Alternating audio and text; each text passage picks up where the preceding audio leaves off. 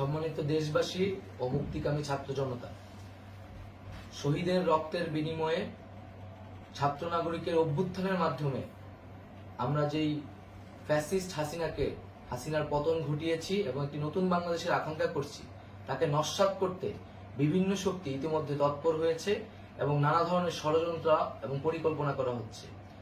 আমরা মুক্তিকামী ছাত্র জনতার পক্ষ থেকে স্পষ্টভাবে বলতে চাচ্ছি যে এই বাংলাদেশকে ফ্যাসিবাদী রেজিম থেকে মুক্ত করার জন্য এবং একটি নতুন বাংলাদেশ, জনগণের বাংলাদেশ প্রতিষ্ঠার জন্য সকল ধরনের ষড়যন্ত্রকে নস্যাৎ করার জন্য, প্রতিহত করার জন্য বাংলাদেশের ছাত্র জনতা কিন্তু সদা প্রস্তুত রয়েছে। আমরা দেখতে পাচ্ছি নানান জায়গায় লুটপাট, সহিংসতা এবং সাম্প্রদায়িক হামলার মতো ন্যাক্কারজনক ঘটনা ঘটছে। আমরা এর তীব্র নিন্দা জানাচ্ছি এবং আমরা মুক্তিকামী ছাত্র জনতার প্রতি আহ্বান জানাচ্ছি যে এই ধরনের ঘটনাকে প্রতিহত করার জন্য আমাদেরকে প্রস্তুত থাকতে হবে, আমাদেরকে দায়িত্ব নিতে হবে। কেউ যাতে এই আন্দোলনকে নস্যাৎ করার জন্য এই ধরনের ঘটনা ঘটানোর সুযোগ না পায়, সেদিকে আমাদের সদা সতর্ক থাকতে হবে। আমরা আরো দেখতে পাচ্ছি যে রাষ্ট্রপতি গতকাল বলেছিলেন যে অনতিবিলম্বে তিনি জাতীয় সংসদ বিলুপ্ত করবেন, কিন্তু আমরা এখনো দেখছি যে একটি অভ্যুত্থানের পরেও এই ফ্যাসিস্ট হাসিনার জাতীয় সংসদ রয়ে গেছে।